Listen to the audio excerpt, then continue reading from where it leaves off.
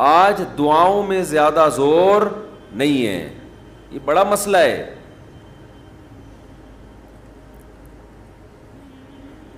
بھائی کچھ نہ کچھ وقت نکال کے ہاتھ اٹھا کے اللہ کے سامنے گڑ گڑایا کریں۔ آج ہم لوگوں نے دعائیں مانگنا چھوڑ دی ہیں۔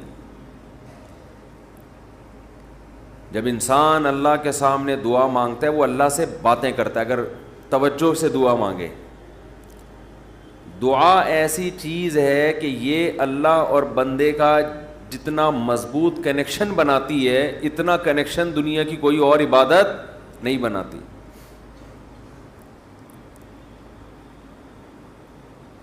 ہمیں شیطان ورغلاتا ہے کہ اس سے مل کیا رہا ہے تمہیں، نظر تو کچھ بھی نہیں آتا، ملتا تو کچھ بھی نہیں ہے۔ یہ شیطان کا بہت بڑا دھوکہ ہے، وہ بندے اور اللہ کے تعلق کو مضبوط نہیں ہونے دیتا۔ حضرت عمر رضی اللہ تعالی عنہ فرمایا کرتے تھے کہ مجھے اس کی زیادہ فکر نہیں ہوتی کہ میری دعائیں قبول ہو رہی ہیں کہ نہیں ہو رہی، مجھے زیادہ فکر اس کی ہوتی ہے کہ دعائیں مانگنے کی توفیق مل رہی ہے کہ نہیں مل رہی۔ دعائیں مانگنے کی توفیق مل رہی ہے تو اس کا مطلب قبول ہو رہی ہیں۔ فوکس تو اس کو کرو کہ دعا مانگ رہے ہیں کہ نہیں مانگ رہے۔ یہ کیسے ہو سکتا ہے کہ اس احکم الحاکمین کے سامنے ہاتھ اٹھاتے ہوں اور وہ خالی ہاتھ واپس کرتا ہو؟ تو آج دعاؤں میں جان ختم ہو گئی، دعائیں مانگنا چھوڑ دی۔ یہ جو میں نے قرآن کی آیت پڑھی ہے، رمضان اور دعا کا آپس میں بہت گہرا تعلق ہے، بہت گہرا۔ جب انسان اللہ کے لیے کوئی عبادت کرتا ہے، کوئی قربانی دیتا ہے، اللہ کا نام قرآن میں ہے شکور، قدردان۔ شکور کسے کہتے ہیں؟ قدردان۔ آپ تھوڑا کرو وہ اس کی قدر بہت زیادہ کرے۔ کچھ لوگ ناقدرے ہوتے ہیں نا، آپ کچھ بھی کر لیں ان کے لیے کہتے ہیں نا ناقدرہ ہے، میری بات کو ویلیو ہی نہیں دیتا، میرے احسان کو ویلیو ہی نہیں دیتا۔ اس لیے علماء کہتے ہیں کہ افطار کے وقت دعا کرنی چاہیے، کیوں؟ آپ نے سارا دن اللہ کے لیے ایک قربانی دی ہے۔ یہ بڑی بات ہے۔ آپ کی نظر میں شاید اس کی ویلیو نہ ہو، اللہ کی نظر میں اس کی بڑی ویلیو ہے کہ میرا بندہ نے مجھے دیکھا نہیں ہے اور اس نے سارا دن میرے لیے کھانا پینا چھوڑ دیا۔ کیا کر رہے ہیں؟ ہاں یہ مکھی تنگ کر رہی ہے، لیکن اتنا ایسے نہ پکڑیں کہ مکھی سے زیادہ آپ تنگ کرنا شروع کر دیں۔ ٹھیک، بس بھاگ گئی، نام ہی کافی ہے۔ تو کیا بات چل رہی تھی یار؟ دعا کی تو چل رہی تھی، یہ یہاں ہاں افطار کی بات کر رہا تھا میں۔ تو ہم اس کو شاید ہلکا سمجھتے ہوں، لیکن اللہ کی نظر میں یہ ہلکا عمل نہیں ہے۔ اللہ کہتے ہیں مجھ پر ایمان رکھتے ہیں، مجھے مانتے ہیں۔ اگر اللہ کو نہ مانتے ہوتے تو کوئی کسی کے کہنے پر کھانا پینا، آج کل تو لوگ ڈاکٹروں کے کہنے پہ نہیں چھوڑ رہے۔ ڈاکٹر کہتا ہے کہ آپ کو نقصان دے گا کھانا پینا، آپ ڈائٹنگ کرو، مت کھاؤ، پھر بھی کھا رہے ہیں لوگ کہ مر جائیں لیکن کھانا نہ چھوڑیں۔ تو یہ کتنی بڑی اللہ کی رحمت ہے، اللہ تعالیٰ پورے رمضان میں ہم سے کھانا پینا چھڑوا دیتے ہیں، توفیق دے دیتے ہیں۔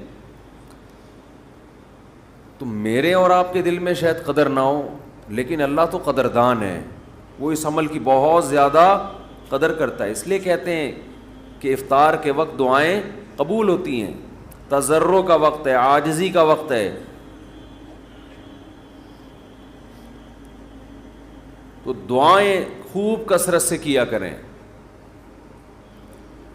دعاؤں میں عاجزی، گڑ گڑانا، لجاجت کرنا، نبی صلی اللہ علیہ وسلم نے فرمایا دعا رو کے مانگو اور رونا نہ آئے تو رونے جیسی صورت بنا لو، صورت بنا لو رونے جیسی۔ ہمارے نبی نے ہمیں، کیونکہ اللہ کے سفیر ہیں نا، اللہ کا پیغام لے کر آئے، تو ہر چیز میں ہمیں گائیڈ کر دیا ہے۔ غیر مسلم کے پاس نہ مانگنے کا طریقہ ہے، کس سے مانگنا ہے یہ بھی نہیں پتہ، کیا مانگنا ہے یہ بھی نہیں پتہ، کبھی ادھر جا کے مانگ رہا ہے، کبھی ادھر جا کے مانگ رہا ہے، یہ بھی نہیں پتہ مانگنا کس سے، کیسے مانگنا ہے، کوئی یوں مانگ رہا ہے، کوئی کسی اور اسٹائل سے مانگ رہا ہے، یہ بھی نہیں پتہ، کون سے ٹائم پہ مانگنا ہے جس میں قبولیت کا امکان زیادہ ہے یہ بھی نہیں پتہ۔ تو اللہ کے حبیب صلی اللہ علیہ وسلم نے ہمیں یہ بھی بتایا مانگنا کیا ہے، یہ بھی بتایا کس ٹائم پہ مانگنے کی فضیلت زیادہ ہے، اور یہ بھی بتایا مانگنا کیسے ہے، دل کی کیفیت کیا ہونی چاہیے، ظاہر کی کیفیت کیا ہونی چاہیے۔ تو سب سے زیادہ دیکھو، اللہ سے محبت ایک دفعہ دل میں تھوڑی سی چنگاری پیدا ہو گئی نا، تھوڑا سا تعلق اللہ سے کنیکشن بحال ہو گیا، اس کا دنیا میں سب سے پہلا فائدہ ملتا ہے سکون۔ اس کا جو دنیا میں سب سے فوراً کیش فائدہ ملتا ہے نا، کیش، وہ کیا ملتا ہے؟ سکون۔ آدمی اپنے آپ کو محفوظ سمجھنا شروع کر دیتا ہے کہ یار میں نے اپنے آپ کو کس کے حوالے کر دیا؟ اللہ کے۔ سب سے پہلا فائدہ یہ کہ بالکل ایسے جیسے ڈاکوؤں کا خطرہ ہو چاروں طرف سے، اور آپ نے دیکھا جی پولیس کی 3-4 موبائلیں ہمارے گھر کے قریب آ کے کھڑی ہو گئیں، آدمی لوگ سکون میں آ جاتے ہیں، یار کم از کم یہاں پر موبائل اسنیچنگ نہیں ہوگی، سکون سے سو جاؤ۔ تو جب انسان اللہ سے مانگتا ہے اور اپنے آپ کو اللہ کے حوالے کرتا ہے، اور اللہ تعالیٰ نے مانگنے میں کوئی شرطیں نہیں لگائیں، یہ بڑی زبردست بات ہے، کوئی شرطیں نہ کہ یہ والے قوائف پورے کرو گے تو پھر مجھ سے مانگو ورنہ تمہیں مانگنے کی اجازت نہیں ہے۔ کوئی چرسی ہے تو جب تک چرس نہیں چھوڑے گا مجھ سے مانگ نہیں سکتا، کوئی بے نمازی ہے تو جب تک نمازی نہیں بنے گا مجھ سے مانگ نہیں سکتا۔ اللہ کہتے ہیں مجھ سے یہی مانگ لو، یہی مانگ لو، اللہ میں بے نمازی ہوں، مجھے کیا بنا دے؟ نمازی بنا دے۔ جو چیز نہیں ہے وہی مانگو اللہ تعالیٰ سے۔ وقال ربکم ادعونی استجب لکم، قرآن کہتا ہے، تمہارا رب کہتا ہے مجھ سے مانگو میں تمہاری پکار کو قبول کروں گا۔ اور کمال کی بات یہ ہے، پہلے مجھے اس آیت کی تفسیر سمجھ میں نہیں آتی تھی۔ اللہ کہتے ہیں مانگو میں تمہیں دوں گا، نہیں مانگو گے ایسے متکبرین کے لیے میں نے جہنم کی آگ رکھی ہے بھائی، یہ سمجھ سے بالاتر۔ میں آپ سے کہہ رہا ہوں مجھ سے قرضہ مانگو، آپ کہتے ہیں شکریہ جی آپ نے آفر کی، ضرورت ہوئی تو مانگیں گے، نہیں تو ٹھیک ہے جی بہت شکریہ۔ میں کہہ رہا ہوں اگر نہیں آئے نا مانگنے کے لیے، پھر دیکھو میں غنڈے بھیجوں گا، کٹ لگواؤں گا۔ آپ کہو گے یہ کون سا طریقہ ہے بھائی، یہ مجھ پر احسان کر رہے ہو یا گن پوائنٹ یہ زبردستی کروا رہے ہو کام؟ سمجھ میں آ رہی ہے بات کہ نہیں آ رہی ہے؟ آپ کہو گے یہ کون سا احسان کا طریقہ ہے؟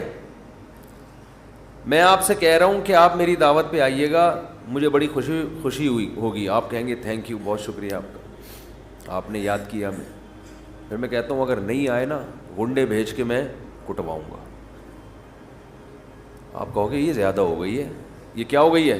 یہ دعوت نہیں ہے، یہ تو ایک طرح کا جرمانہ ہے میرے اوپر لگا دیا تم نے۔ میں آپ سے کہتا ہوں بھائی میں علاقے کا ناظم ہوں، میں علاقے میں یہ تھانے کا میں ڈی ایس پی ہوں، کوئی مسئلہ ہو میرے پاس آنا۔ آپ کہیں گے سر آپ کا بہت شکریہ، آپ کا ٹرانسفر ہوتے ہی آپ نے سب سے پہلے مجھے یاد کی ہے، کوئی بھی ضرورت ہوگی آپ کو بتاؤں گا، آگے سے تڑی لگا دی۔ اگر تمہیں کوئی ضرورت پڑی اور نہیں بتایا نا ہے بھائی، سب سے پہلے لاکر میں تمہیں ڈالوں گا، تو آپ کہیں گے سر یہ آپ مجھے عزت دے رہے ہیں، یہ میری توہین کر رہے ہیں۔ تعجب کی بات ہوگی کہ نہیں ہوگی؟ تو اللہ تعالیٰ تو یہی انداز اختیار کر رہے ہیں۔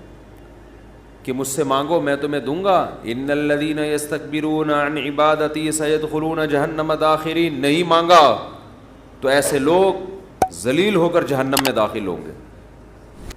یہ کچھ بات سمجھ میں آ رہی ہے بھائی؟ یہ تو عجیب سی بات ہے نا کہ مانگو, نہیں مانگا تو میں نہیں چھوڑوں گا تمہیں.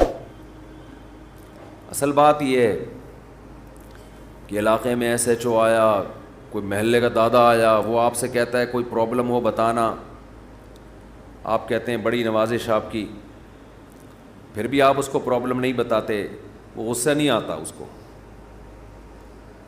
غصہ نہیں آتا, اس لیے کہ وہ مخلوق ہے, وہ عاجز ہے. اسے پتہ ہے کہ بعض دفعہ بندے کو کام پڑتا ہی نہیں ہے, بعض دفعہ پڑتا ہے تو اس کے کوئی دوسرے تعلقات ہوتے ہیں, بعض دفعہ کام پڑتا ہے لیکن وہ چاہتا ہی نہیں ہے کہ کام ہو, ایسا ہی رہے معاملہ. لیکن اللہ کے ہاں یہ تینوں آپشن آپ کے پاس نہیں ہیں. آپ یہ کہیں کہ اللہ تو نے مجھ سے کہا تھا کہ میں تجھ سے مانگوں, لیکن میری کوئی ایسی ضرورت ہی نہیں جو میں مانگوں تجھ سے. یہ کہہ سکتے ہو کیا ہے بھائی؟ اس کا مطلب تم اللہ سے مستغنی ہو گئے. اللہ کے دیے بغیر بھی تمہیں دائیں بائیں سے تمہارے کھانچے کھلے ہوئے ہیں, جو اگر کھلے ہوئے ہیں تو وہ کھانچے کس کے اختیار میں ہیں؟ وہ تو اللہ کے ہاتھ میں ہیں. آپ یہ بھی کہہ سکتے ہو کہ مجھے اس لیے مانگنے کی ضرورت نہیں کہ میرے تو سارے مسائل حل ہو رہے ہیں, میں صبح میری جاب لگی ہوئی ہے, میری تنخواہ ہے, ایک ملٹی نیشنل کمپنی میں اچھی سیٹ پر بیٹھا ہوا ہوں میں, میری سیلری گھر آ جاتی ہے, مہنگائی بھی نہیں ہے, پیٹرول بھی نئی حکومت نے سستا کر دیا ہے وغیرہ وغیرہ, تو اب تو کوئی مسئلہ ہی نہیں ہے. تو اللہ کہے گا اگر کوئی مسئلہ نہیں ہے بالفرض, اول تو پاکستان میں ہو اور مسئلہ نہ ہو, یہ ہو نہیں سکتا. یہ تو پھر اس کا مطلب ہے آپ سو رہے ہیں, آپ کی کوئی اٹھائے گا اور آنکھ کھل جائے گی آپ کی. تو آپ کے ساتھ اگر کوئی مسئلہ نہیں ہے, آپ ان اسباب کو دیکھ رہے ہو, اس کا مطلب آپ سمجھتے ہو کہ ہوتا اسباب سے ہے, اللہ سے نہیں ہوتا. بھئی اللہ تو جب چاہے ان اسباب کو فیل کر دے. آپ اپنے آپ کو خدا سے مستغنی سمجھ رہے ہو, آپ سمجھ رہے ہو مجھے خدا کی ضرورت نہیں ہے. اس پر اللہ عذاب دے گا کہ تو اپنے آپ کو یہ سمجھ کیسے بیٹھا کہ تجھے ضرورت نہیں ہے میری. یہ ایسے محلے کا کوئی دادا آیا اور سارے کام اس کے ہاتھ میں, اس نے آپ سے بولا کوئی تنگ کرے تو مجھے بتانا, اور اسے پتا ہے کوئی نہ کوئی تنگ کر رہا ہے اس کو, آپ پھر بھی نہیں بتا رہے اس کو. وہ بلائے گا, بولے گا بھائی آپ کیوں نہیں بتا رہے؟ آپ کہتے ہیں بھائی کوئی مجھے تنگ کر رہا ہے تو میں برداشت کر رہا ہوں اس لیے نہیں بتا رہا, اس پہ غصہ نہیں آئے گا اس کو.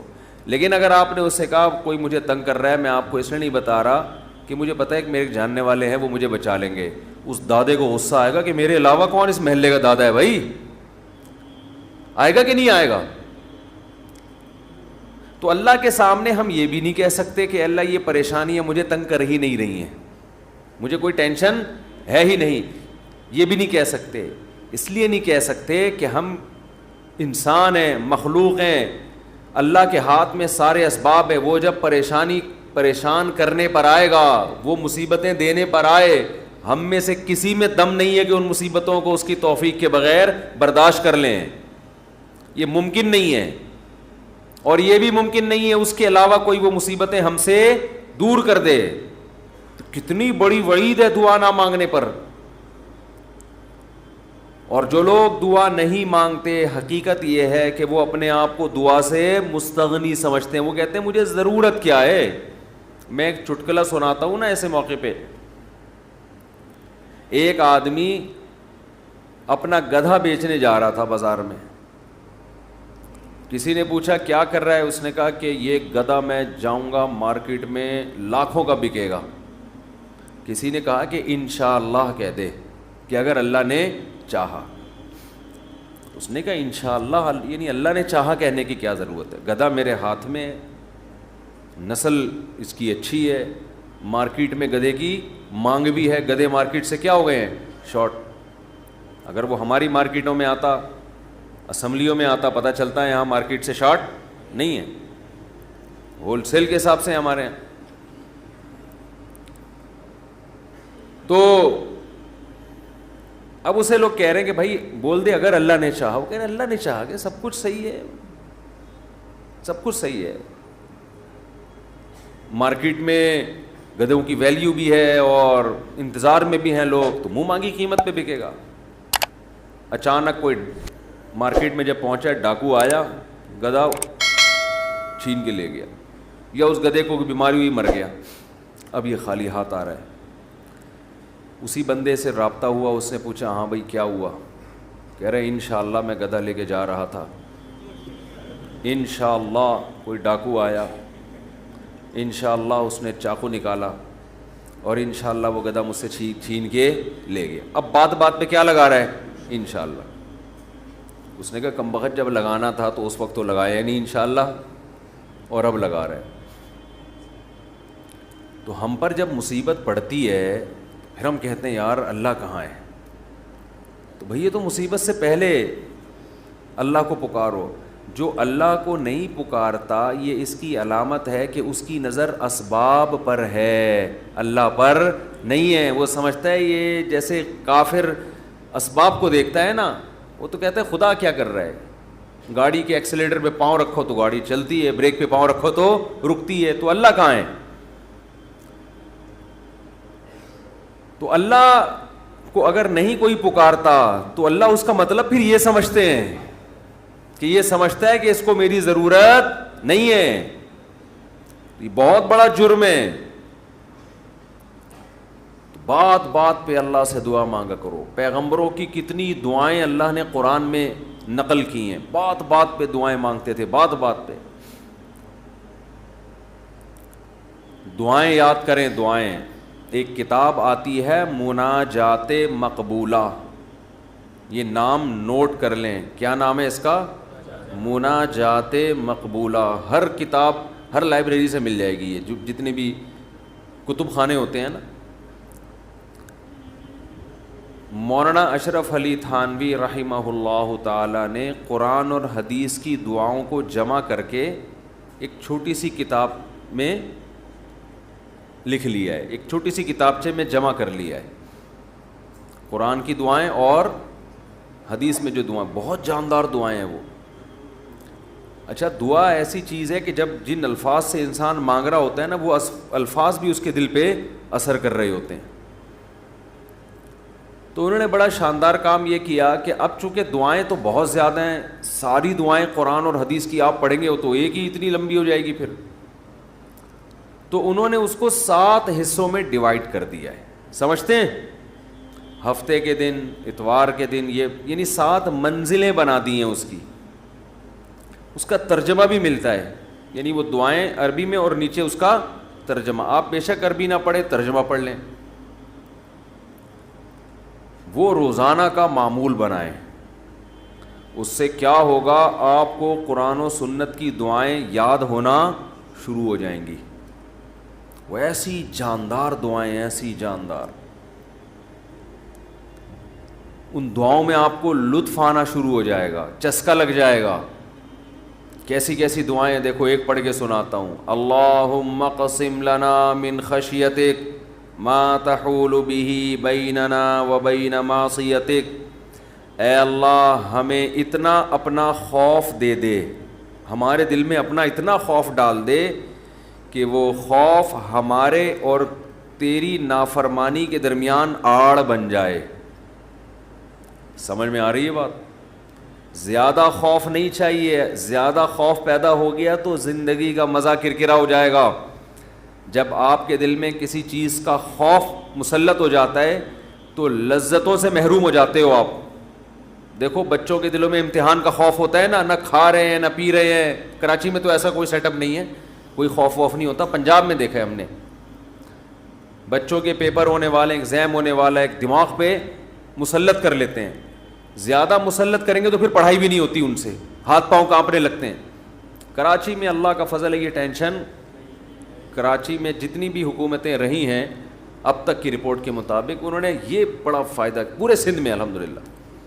یہ سندھ گورنمنٹ جب جتنی بھی رہی ہے اب تک, چاہے کسی کی بھی ہو, تو یہ الحمدللہ انہوں نے فیسلٹی دی ہے کہ کراچی کی عوام کو پڑھائی لکھائی سے الحمدللہ بالکل فارغ کر دی ہے. لڑکوں میں پڑھنے کا رواج ہے ہی نہیں.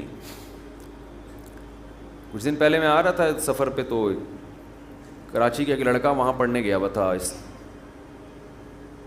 اسلام آباد، ایبٹ آباد میں شاید کیڈٹ کالج، بال کیڈٹ کالج میں پڑھ رہا تھا. تو میں نے کہا کراچی میں، نارتھ کراچی میں کہیں رہتا تھا یا ناظم آباد میں، وہاں گیا ہوا. اس نے کہا بھائی ہمارے ابا اماں نے اچھا فیصلہ کیا، مجھے وہاں ایڈمیشن کرا دیا، میں پڑھ لیتا ہوں، چھٹیوں میں گھر آ جاتا ہوں. تو وہ بتا رہا تھا کہ یہ کراچی میں، وہ مجھے کہہ رہا تھا کہ ہم حیران ہوتے ہیں کراچی میں جان تو وہاں کوئی ہے ہی نہیں، پڑھائی لکھائی کی بات ہی نہیں. کہہ رہے یہاں ہو تو ہر آدمی، میں نے دیکھا ہے پنجاب میں ہر بچہ پڑھائی کی بات کر رہا ہے، سب پڑھائی میں آگے نکلنے کی کوشش کر رہے ہیں، کچھ بزنس میں آگے جانے کی کوشش کر رہے ہیں. یہاں ہو تو پڑھے ہوئے ہیں.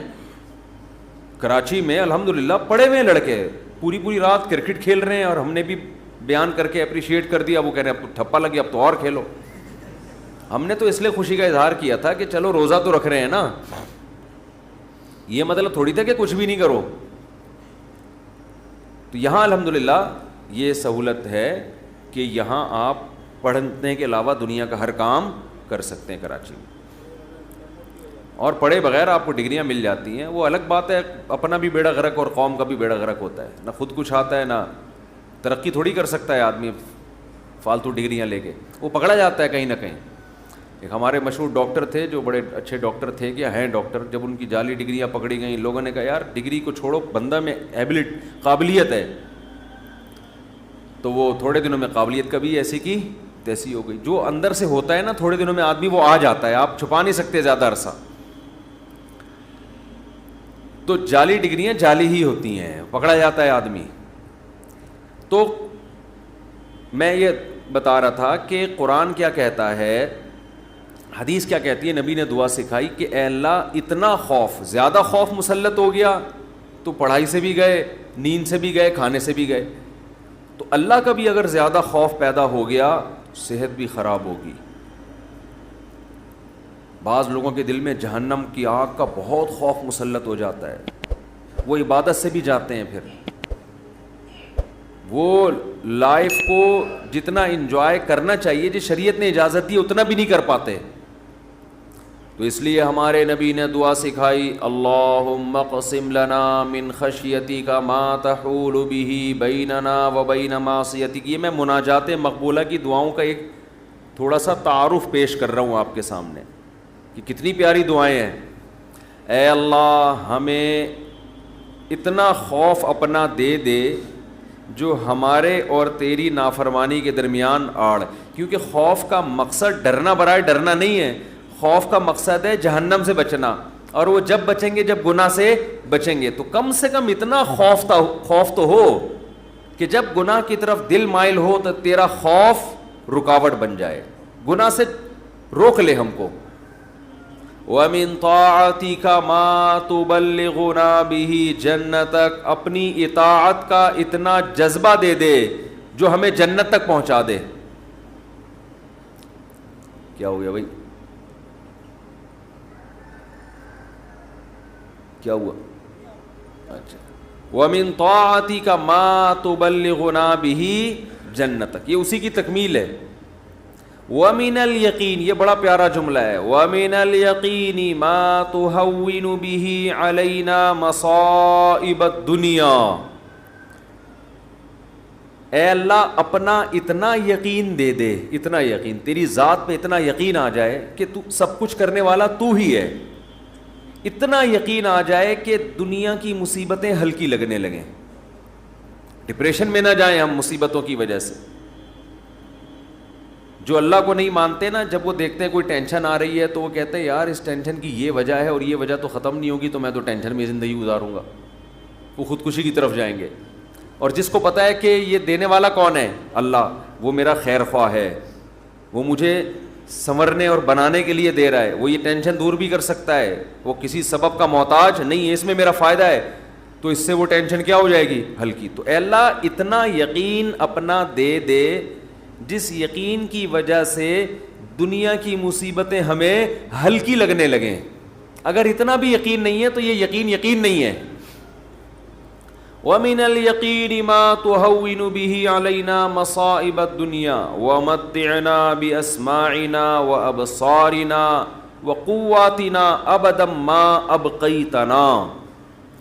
اے اللہ تو نے ہمیں آنکھ کی نعمت دی، سننے کی نعمت دی، بولنے کی نعمت دی، چلنے کی اور بات کرنے کی، یہ تمام نعمتیں جب تک ہماری زندگی ہے یہ نعمتیں ہم باقی رکھنا، معذوری سے ہمیں بچانا۔ سمجھ رہے ہو کہ نہیں سمجھ رہے؟ آج لوگ دولت مانگ رہے ہوتے ہیں، صحت کو فوکس نہیں کر رہے۔ آنکھ کی بینائی چلی جائے، خدا نخواستہ کیسی اندھیر زندگی ہے، سننے کی طاقت چلی جائے۔ وَمَتِّعْنَا بِأَسْمَاعِنَا وَأَبْصَارِنَا وَجَمِيعَ قُوَّاتِنَا أَبَدًا مَا أَبْقَيْتَنَا وَاجْعَلْهُ الْوَارِثَ مِنَّا، یہ اس سے بھی زیادہ خاندانی جملہ۔ کافر بھی چاہتا ہے کہ میری آنکھوں میں دیکھنے کی طاقت، کانوں میں سننے کی طاقت، زبان میں بولنے کی طاقت، میری تمام